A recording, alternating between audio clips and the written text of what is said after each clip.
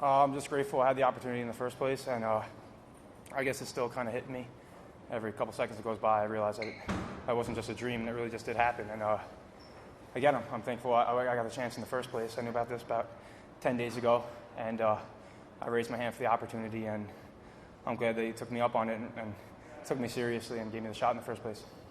And, is your plan to stick around with Bellator now? Would you like to return here? If it's worth it for me, I now have only 3 pro fights. I know I say that intentionally, only 3 pro. That's not many. But, I started wrestling when I was a kid. I took on jiu-jitsu and kickboxing at 13 years old. I've been doing this a long time, and now I'm 25 years old, and it has to be worth it for me. I know I only have 3 pro fights.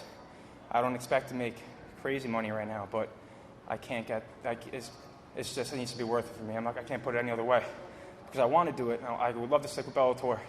I would love to stick with fighting. It just needs to be worth it for me. That way I can support myself. That way I don't have to work other jobs. If I don't have to work other jobs, I can train harder. If I could train harder, I could perform even better. So make it worth it for me, and I'll make it worth it for the promotion. Obviously, leg kicks were a big part of what happened there at the end. Was that something that you saw coming into this fight that you were planning on utilizing, or was that just something that presented itself along the way? It presented itself along the way.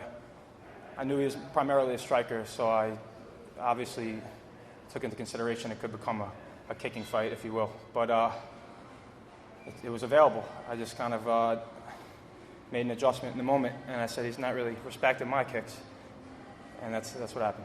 For sure. And you looked like you were laboring yourself a little bit when you got up there. Did those leg kicks hurt you as much as they hurt him? Oh my God, yeah. My leg is killing me. I think it's still settling in too. I felt them during the fight. He even went upstairs to the body. It was one I tried to hide. I feel him, man. I feel him. Coming into this fight, people knew him a little bit from his Bellator fights, and this is the first time they've been introduced to you. So, it's got to feel pretty good to put on that type of first impression for a national audience, right? Yeah, it does. It's almost like my dream came true in a small bite. It's not the full sandwich yet.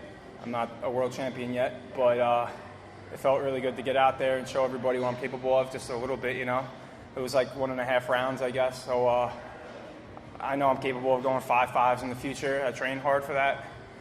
But yeah, it felt good, man. It's still hitting me a bit right now.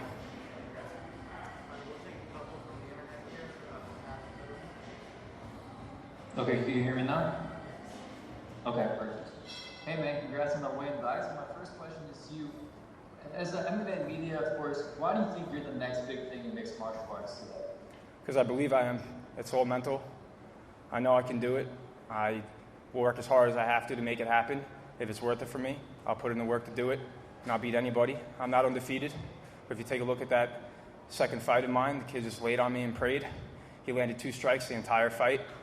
He hasn't fought since. It's not what he wants to do. He just, made a matchmake for himself. He took a guy like me who likes to strike, and, he did that. But I'm not undefeated, but it doesn't faze me that I have 1 loss. I am the next big thing.